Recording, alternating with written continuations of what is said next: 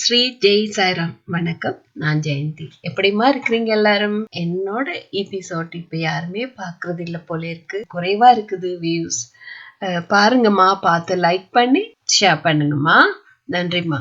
நான் உங்களுக்கு போன எபிசோட்ல சொல்லியிருந்தேன், அப்பா என்ன பார்க்க வச்சிருந்தார். அந்த எப்படி சொல்றது, பூத கண்ணாடி வச்சு என்ன பாருன்னு சொல்லியிருந்தாருன்னு சொல்லி அங்க பார்த்திருந்தேன். அதுல இன்னொரு விஷயம் நடந்துச்சுமா. அது இரவு போலதான், அது 11:30 இருக்கும், இரவு 11:30 போலதான்.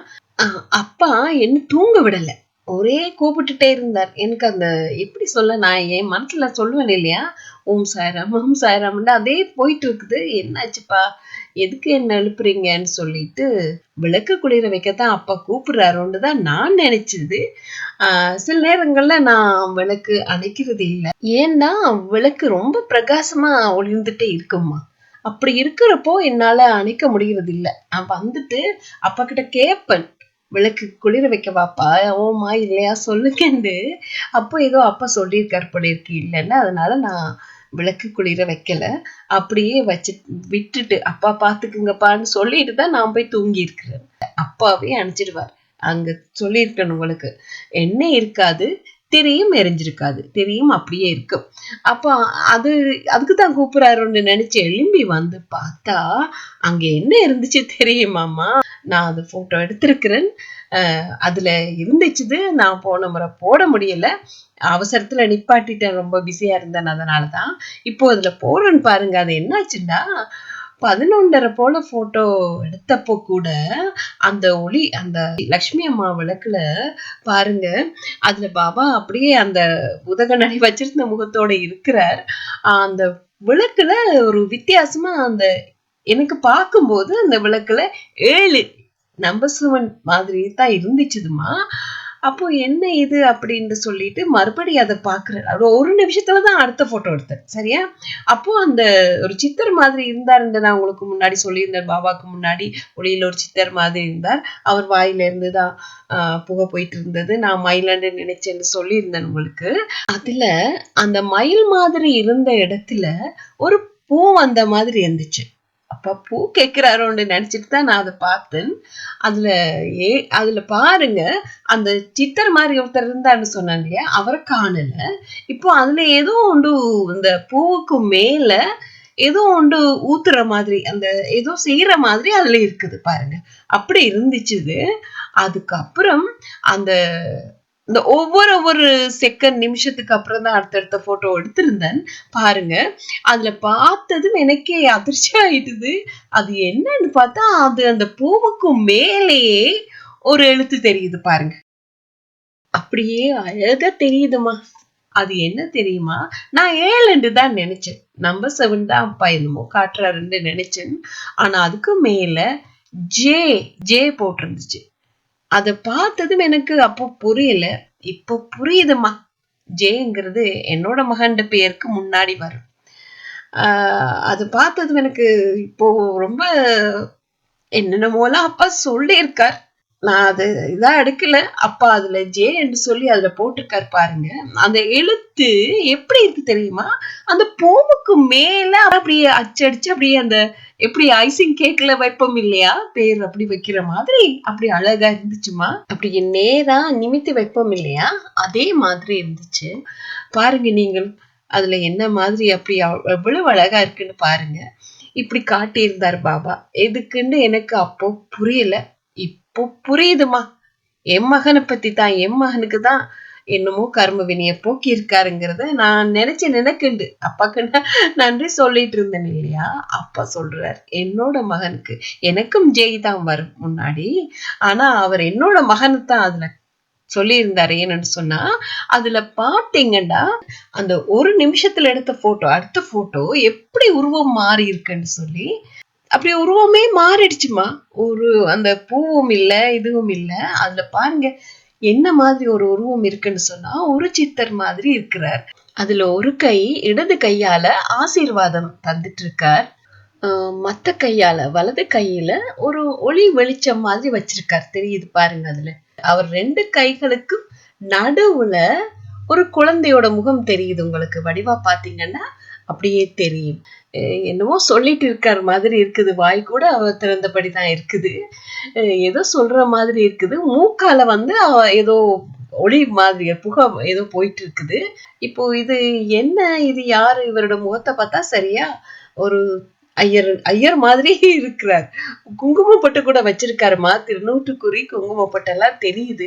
அவர் தோடு போட்டிருக்கிறாரு, அது கூட தெரியுது எனக்கு. கழுத்துல பாருங்கம்மா, கழுத்துல கூட ஒரு வளையம் மாதிரி அப்படி எப்படி கட்டையா ஒரு இது மாதிரி கழுத்துல மாலை மாதிரி போட்டிருக்காரு, ஒரு வளையம் மாதிரி இருக்குது. தலையில முடி இல்ல, அவருடைய முகம் அப்படியே வடிவா தெரியுது. முகம் மட்டும் ஒரு ஐயரோட முகம் தெரியுது. அப்பா என்ன கூப்பிட்டதை நான் வந்து பார்க்கும்போது பின்னேரம் 6 மணி போல எப்படி இருந்தாரோ, என்ன மாதிரி அந்த ஒளியில காட்டி இருந்தாரோ அதே மாதிரி இருந்துச்சுமா. அந்த மயில் மாதிரி இருந்ததுன்னு சொன்னேன் இல்லையா, அதுக்கப்புறம் அந்த சித்தர் இருந்தார். அப்பா என்ன பூத கண்ணாடி வச்சு பாருன்னு சொன்ன போட்டிருந்தாரு இல்லையா, அதே உருவம் தான் இருந்துச்சு. அதுக்கப்புறம் ஒவ்வொரு செகண்டுக்கு பிறகு இந்த இதுகள் மாறி இருக்கு பாருங்க. அதுல அப்பா கூட அதுல எப்படி மாறி இருக்காருன்னு சொல்லி, அப்பா அது நம்பர் 7 இல்ல, ஜேன்ற எழுத்து தான் சொல்லிட்டு இருக்காரு. என்ன பாருங்க, அப்பா எழுப்பி இருந்தார். அப்பவும் அது அப்படியே இருந்துச்சு. நான் போட்டோ எடுத்ததும் தான் ஜேன்னு போட்டிருக்கேன், போட்டோ எடுத்தேன் அப்பா கிட்ட சொல்லி. எதுக்குப்பா, எதுக்கு இது போட்டிருக்கிறீங்க, என்ன ஆச்சுது, என்னத்தான் எனக்கு தான் சொல்றீங்களா எல்லாம் அப்படின்னு அப்பா கிட்ட கேட்டுட்டு தான் ஒன்னையும் போட்டோ எடுக்கிறது. நான் மனசுல என்ன நினைக்கிறேனோ அது அப்படியே அப்பா எனக்கு அந்த ஒளியில காட்டுறாரு. இப்ப இது புரியலன்னு சொன்னா, புரியலப்பான்னு சொன்னா அதுல புரிய வைப்பாரு எனக்கு எப்படியாவது. நான் உங்களுக்கு சொல்லியிருக்கேன், எனக்கிட்ட பாபா டிவோட்டிஸ் ஏதாவது பிரார்த்தனை கேட்டா அநேகமானவங்களுக்கு அப்பா காட்டுவார். சில பேருக்கு மட்டும்தான் காட்டுறது இல்ல. அப்பாவை நினைக்கிறது இல்லையோ என்னமோ, இல்ல அவங்க கர்மா என்னமோ தெரியல. எனக்கு புரியலப்பா, எனக்கு புரியலப்பான்னு கேட்கிறப்போ அப்பா எனக்கு புரியக்கூடிய மாதிரி அதுல ஒளியில காட்டுவார். இப்போ அப்பா சொல்லியிருந்தாரு இல்லையா, உனக்கு இல்ல உன்னோட மகனுக்கானது அப்படின்றது. அதை எப்படி காட்டியிருந்தாருன்னு சொல்லி சொன்னா, இந்த சித்தர் இருந்தாரு இல்லையா, அவரோட 2 கைகளுக்கும் நடுவுல என்னோட மகன் இருந்தான்மா. அதையும் நான் ஜூம் பண்ணி பார்த்தேன். அப்பா சொன்னார் இல்லையா ஜூம் பண்ணி பாருங்க, அப்போ ஜூம் பண்ணி பார்க்கல. இப்போ உங்களுக்கு போட்டோ போடும் போதுதான் நான் பார்த்தேன். அதுல என்னோட மகன் இருக்கான். அதுல குழந்தையா, அவன் குழந்தையா இருக்கும் போது இருந்த உருவம் இதுல இருக்குது. இதுதாம்மா நான் தம் லைன்லயும் கொடுத்தேன். எனக்கு அப்போ சொல்லியிருந்தது வந்து எனக்கு திடீர்னு என் மனசுல பதிஞ்சது தான் நான் உணர்ந்தேன். அப்பா எனக்கு சொல்லியிருக்காருன்னு அவர் சொல்லியிருந்தார், இது மகனுக்கானது தான். அப்போ எனக்கு புரியலம்மா எதுக்கு அப்பா செஞ்சிருக்காருன்னு. இப்போ புரிஞ்சுது, அப்பா எல்லாமே செஞ்சிருக்கார். ஆனா என்ன தியானம் செய்யன்னு அப்பா சொல்லிட்டே இருந்தார். அது கூட நான் செய்யல, நிறைய தவறு செஞ்சிட்டேன். இருந்தாலும் அப்பா என் பிள்ளைய மறுபடியும் என்கிட்ட கொண்டு தந்துட்டார். அதுக்கு அப்பாவுக்கு கோடி நன்றிகள் சொன்னாலும் பத்தாதுமா. அவ்வளவு செஞ்சிருந்தார் எனக்கு. அப்பா அவனுக்காகத்தான் அவ்வளவு சித்தர்மார்களையும் கூப்பிட்டு இருந்தார். சித்தர்மார்களோட ஆசை அவனுக்கு கிடைச்சிருக்குது. இதுல பாருங்க, இதுல கொடுத்திருக்காரு இல்லையா ஆசீர்வாதம், நிச்சயமா அவனுக்கானதுதான். அவன் தான் குட்டியா கீழே இருக்கிறான். அவனோட உருவத்தை பார்க்க வச்சார். என்னை பார்க்க சொல்லி இருந்தாரப்போ, இரவு நேரம் இல்லையா, நான் அதை பார்க்கல. இப்போ நான் பார்த்தேன். எனக்கு அப்பாக்கு தெரியும் நான் ப்ரூஃபோட தான் எதுவும் செய்வேன்னு. கேட்டப்போ அப்பா அதுதான் எனக்கு காட்டியிருக்கார் போல இருக்கு. என்னோட அப்பாக்கு தான் நன்றி சொல்லணும். அடுத்த நாள் ஆரத்தி செஞ்சுட்டு 13ஆம் தேதி சரியா, ஆரத்தி செஞ்சுட்டு அதுக்கப்புறம் ஆரத்தி விளக்க பார்த்தப்போ அங்க அதுல ஒரு ஷூ மாதிரி தெரிஞ்சதுமா. இடது கால் பக்க ஷூ மாதிரி இருந்துச்சு. அதுக்கு உள்ள ஒரு மோதிரம் இருந்துச்சுமா. அது நான் ஜூம் பண்ணதால உங்களுக்கு எப்படி தெரியுதோ தெரியல. ஒரு தங்க மோதிரம் ஒன்று கல்லு வச்சு 2 கல்லு வச்ச மாதிரி ரொம்ப இதா இருந்துச்சு, அப்படி தெரிஞ்சுது. அதுக்கப்புறம் எடுத்த போட்டோவை பாருங்க, ஒரே டைமுக்கு தான் எடுத்திருக்கிறேன். இந்த போட்டோ எடுத்த அதே டைமுக்கு தான் இந்த மத்த போட்டோவும் எடுத்திருக்கிறேன். அதுல எப்படி வந்திருக்கேன்னு சொன்னா, நேத்து வந்தாரு இல்லையா சித்தர், வந்திருந்தாரு என் மகனை நடுவுல வச்சிருந்தாருன்னு உங்களுக்கு சொல்லியிருந்தேன். அதை இந்த எபிசோட்ல தான் அதை சொல்லி இருக்கிறேன். அதுல வந்து சித்தர் மாதிரியே அவருடைய முகம் அந்த ஒளியில தெரியுதுமா, அரைவாசியா. இப்போ அந்த ஷூ தெரிஞ்சது இல்லையா, ஷூக்குள்ள ஒரு மோதிரம் இருந்துச்சுன்னு சொன்னேன். இப்போ அது ஒரே டைம்லயே அந்த அடுத்த போட்டோ எடுத்தப்போ அந்த ஒரே டைம்ல தான் வந்திருக்கு, விழுந்திருக்கு. நான் அதே உங்களுக்கு போடுறேன்னு பாருங்க. அந்த சித்தரோட முகம் தெரியுதுமா எனக்கு. அதே மாதிரி பாருங்க, அப்படியே இருக்குது அவரோட முகம். அப்படியே ஒளியில வந்திருந்துச்சு. ஜூம் பண்ணி பார்த்தப்போ கொஞ்சம் கிளியர் இல்லாம இருக்கு. அதுக்கப்புறம் அடுத்த போட்டோ எடுத்தேம்மா, அதுல எதுவுமே தெரியல, யாருமே இல்ல. அது பார்த்துட்டு நான் லட்சுமி அம்மா விளக்க பார்த்தப்போ அங்க பாபா இருந்தாருமா. கணக்கு இது புகையல் மாதிரி இருந்தது, அதுக்கு பின்னாடி இருந்தாருன்னா எனக்கு என் கண்ணுக்கு தெரிஞ்சும் இல்லையா அப்பா இருக்காருங்கிறது. அப்பா தரிசனம் தந்திருந்தாரம்மா, எனக்கு தெரிஞ்சது அப்பா இருக்காருன்னு. அதுல அவர் வாயிலேருந்து ஒரு புகை மாதிரி வந்தது, ஒரு வெள்ளை ஹார்ட் ஷேப்ல இருக்குது. அந்த அது வந்திருந்தது பாருங்க, வெள்ளை ஹார்ட் ஷேப்ல இருக்குது. அடுத்த போட்டோவை பாருங்க, அதுல அப்பா கண்ணுல இருந்து ஒரு ஒளி மாதிரி போயிட்டே இருக்குது.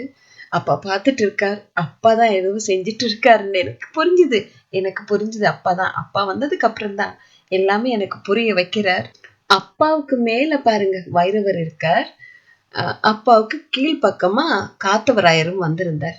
என்னோட தந்தை வழி எங்களோட குலதெய்வங்கள் இருக்காங்கம்மா. காத்தவராயர் வைரவர் தான் எங்க குலதெய்வம். அவங்க 2 பேருமே அங்க இருந்தாங்க இந்த லட்சுமி அம்மா விளக்குல. காத்தவராயர் எப்பவும் தலையில ஒரு என்ன சொல்றது, தலைப்பாகைன்னு சொல்லுவாங்க, அது கட்டி இருப்பார். பெரிய மீசை இருக்கும், அப்படியே இருக்கிறாரு. இதுல அவரோட கண்கள் மூக்கெல்லாம் தெரியுது. அப்படியே பாருங்க, அவருடைய தலைக்கு மேல பாபாட இதுல இருந்து வருகுது ஒரு விதண்டு. அப்படியே பாருங்க, அது அப்படியே காத்தவராயரோட தலைப்பாகையோட முடியுது. அது சரியா அந்த எழுத்து ஜே என்ற எழுத்து மாதிரி 7 மாதிரி தெரியுது இல்லையா? ஒளியில என்ன காட்டி இருந்தாரோ அதுதான் இதுலயும் காட்டியிருக்காங்க. எங்களோட குலதெய்வங்களோடையும் இருந்து பாபா ஏதோ செஞ்சுட்டு இருக்காருமா. அதுல அந்த தீப ஒளிய பாருங்கம்மா, அந்த ஒளியில அந்த தீபமே அப்படியே அப்பா இருக்கிற மாதிரி இருந்துச்சு பாருங்க. 2 தீபமும் ஆரத்தி விளக்கும் அதுல இருக்கு. ஆரத்தி செஞ்சதுக்கு அப்புறம் கொஞ்ச நேரம் அதை ஒளிர விடுவேன். அப்போ அந்த ஆரத்தி விளக்குலையும் லட்சுமி அம்மா விளக்குல இருக்கிற 2 ஒளியுமே அப்பா இருக்கிற மாதிரியே இருந்துச்சுமா. அதுக்கப்புறம் பாருங்க, உடனே எல்லாமே மாறிட்டு இருந்துச்சு. அதுக்கப்புறம் எடுத்த போட்டோவை பாருங்க என்னாச்சுன்னு சொல்லி. அதுல ஆர்த்தி விளக்குல அப்பா வாழைப்பழம் மாதிரி காட்டியிருந்தார். அப்ப எனக்கு அப்பா வாழைப்பழம் கேட்கிறாரா, நான் ஆர்த்தி முடி அப்பாக்கு வாழைப்பழம் கொடுக்கறது அதை மறந்துட்டேன் போல இருக்குது. அப்படியே அப்பா தீபத்துல காட்டினது நான் அப்படியே போட்டோ எடுத்துட்டு இருந்தேன் இல்லையா, அப்பாவுக்கு நைவேத்தியம் செய்யல. பாருங்க அந்த ஷடோவுல பாருங்க, அதுலயும் ஒரு சித்தர் நிக்கிறார். அப்படியே அவரோட முகம் அப்படியே தெரியுதுமா. அவரும் சாப்பிட்டுட்டு இருக்கிற மாதிரியே இருக்குது. அதை ஞாபகப்படுத்துறாரு ஒண்ணுதான் நினைச்சுப்போ. அங்க பாருங்க, அதுக்கு மேல கூட அந்த மோதிரம் இருக்கு. முதல்ல ஷூ மாதிரி வந்திருந்துச்சு இல்லையா, அதுக்கு மேல இருந்துச்சு. இப்ப பார்த்தா அந்த ஆரத்தி விளக்கு மேலேயும் அந்த மோதிரம் இருக்குது. அந்த வாழைப்பழத்துக்கு பின்னால பாருங்க, அதுக்கப்புறம் ஒரு குருவி நிக்குதுமா. அதோட நெத்திய பாருங்க, நெத்தியில எப்படி எவ்வளவு அழகா திருநூற்றுக்குறி இருக்குன்னு. அதோட கண்கள் எல்லாம் வடிவா தெரியுதுமா, அதோட வாய்க்கூட. அதுக்கு பக்கத்துல ஒரு சித்திரம் இருக்கார். அதுக்கப்புறம் எடுத்த போட்டோ பாருங்க, அந்த குருவியே வெளியில வந்து நிக்கிற மாதிரி அந்த குருவி வெளியில இருக்குது. அப்படியே காது கொடுத்து கேட்கிற மாதிரி அந்த சித்தர் சொல்றத காது கொடுத்து கேட்டுட்டு இருக்குது.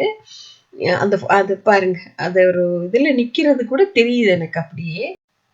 அதுக்கப்புறம் பாருங்க, நான் போன எபிசோட்ல சொல்லியிருக்கேன், ஷனாக்குட்டி மாதிரி வைரவர் வந்திருந்தாருன்ற அந்த விளக்குல, லட்சுமி அம்மா விளக்குல வந்திருந்தாருன்னு உங்களுக்கு சொல்லியிருக்கணும். அதே மாதிரி ஒரு வைரவர் முன்னாலே இருந்து அந்த குருவி சொல்றத கேட்டுட்டு இருக்கார். பாத்தீங்களா, வைரவரும் கேட்டுட்டு இருக்கார். அதுக்கப்புறம் லட்சுமி அம்மா விளக்குல பாருங்க, அதுல ஒரு பெண், ஒரு குழந்தை மாதிரி தான் நிக்கிறா. ஒரு பெண்ணுங்கிறது எனக்கு அவ முகத்துல தெரியுது. எனக்கு அவட உடம்பு தீபத்துல இருக்குது, அவட உடம்பு கால் வந்து விளக்குல பதிவாகி இருக்கு. எப்படி இதெல்லாம் அப்பா காட்டாரோ எனக்கு தெரியல. கால் வந்து பதிவாகி இருக்குது. ஒரு ரெட் கலர்ல ஷூ போட்டிருக்காங்க, ஒரு காக்கி பச்சை கலர்ல கேளுக்கு ஸ்கேர்ட்டும், மேலுக்கு ஒரு கருப்பு கலர் டொப்பும் போட்டுட்டு வலது கைய மேல உயர்த்தி பிடிச்சு இடது கைய கீழே விட்டபடி நடந்துட்டு இருக்காங்க போல இருக்கு. ஒரு சைட் போஸ் தான் இதுல இருக்குது. முகம் கூட, அந்த முகத்துக்கு முன்னாடி பாருங்க ஒரு ரெட் கலர் ஹார்ட் மாதிரி இருக்குது. அது அவட முகத்தின் அரைவாசி தெரியுது, அவட முகத்தின் ஒரு அரைவாசி மறைஞ்ச மாதிரி இருக்குது. அவட தலைமுடி எல்லாம் தெரியுதுமா, அவ நடந்துட்டே இருக்கிற மாதிரி இருக்குது. அப்புறம் நான் அந்த ஆர்த்தி விளக்க பார்த்தப்போ அங்க அப்பா இருந்தாருமா. அப்பா அந்த ஷடோ இருக்கு இல்லையா, ஷடோவில் அப்பாவோட முகம் தெரிஞ்சுது. அப்பா இருக்கிறேன், நான் இருக்கிறேன் என்று சொன்னார். அப்பாவுக்கு முன்னாடி ஒரு மோதிரம், அந்த மோதிரம் மாதிரி எப்படி நான் அந்த இதுல பார்த்தனோ, மோதிரம் பார்த்தேன்னு சொல்லியிருந்தேன் இல்லையாமா, அதே மாதிரி அப்பாவுக்கு முன்னாடியும் அந்த மோதிரம் இருக்குது. அப்பா காட்டியிருந்தார். என்னமோ அப்பா பாத்துக்கிறேன்னு சொல்லியிருக்கார் போல இருக்கு. எனக்கு அப்படித்தான் புரியுதுமா. அப்பா தான் பாத்துக்கிட்டார், எல்லாமே நல்லதே நடந்துச்சு. இப்படி உங்களுக்கும் செய்வாருமா. அப்பா நிச்சயம் உங்களுக்கும் செய்வார். அப்பா மேல அன்பா இருங்க, நம்பிக்கையோட இருங்க, பொறுமையா இருங்க. என் பிள்ளைய எதுக்காக எனக்கு இதெல்லாம் காட்டியிருந்தாருன்னு கூட தெரியல. அவனுக்கு ஆக்சிடென்ட் ஆயிடுச்சு.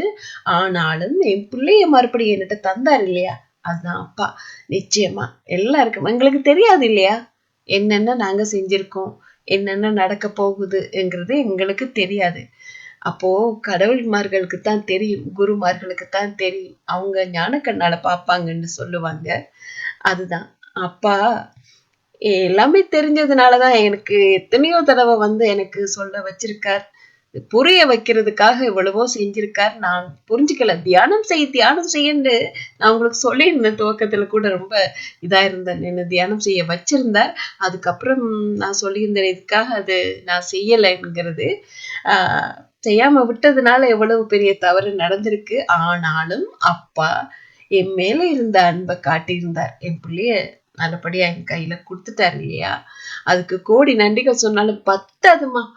அவ்வளவு நன்றிகள் சொல்லிட்டே இருக்கணும். இது மாதிரி நீங்களும் நிச்சயமா உங்க பிள்ளைகளை பத்தி எப்பவுமே எல்லாருக்கும் இருக்கிறது தான், பெத்தவங்களுக்கு இருக்கும் இல்லையா, அதே இதுதான் நிச்சயமா இருக்கும். எங்களுக்கு தெரியாது அவங்க என்ன கர்மா செஞ்சிருக்காங்க, நாங்க என்ன செஞ்சிருக்கோங்கிறது தெரியாது இல்லையா.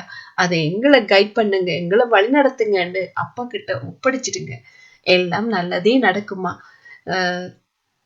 அப்பா ரொம்ப அன்பானவர். அன்பை வேண்டாம்னு யாரும் சொல்ல மாட்டாங்க. அதை உணருங்க, நம்பிக்கை வையுங்க, அன்போட இருங்க, நல்லது செய்யுங்க. அப்பாவுக்கு பிடிச்சது என்னன்னு அது உங்களுக்கு தெரியும். இல்லாதவங்களுக்கு உதவி செய்யணும்னு சொல்லுவார். அது செய்யுங்க, நல்லதே நடக்குமா. மீண்டும் அடுத்த அத்தியாயத்துல பாபா ஆசிகளோடு உங்களை சந்திக்கிறேன். ஜெய் சாய்ராம்.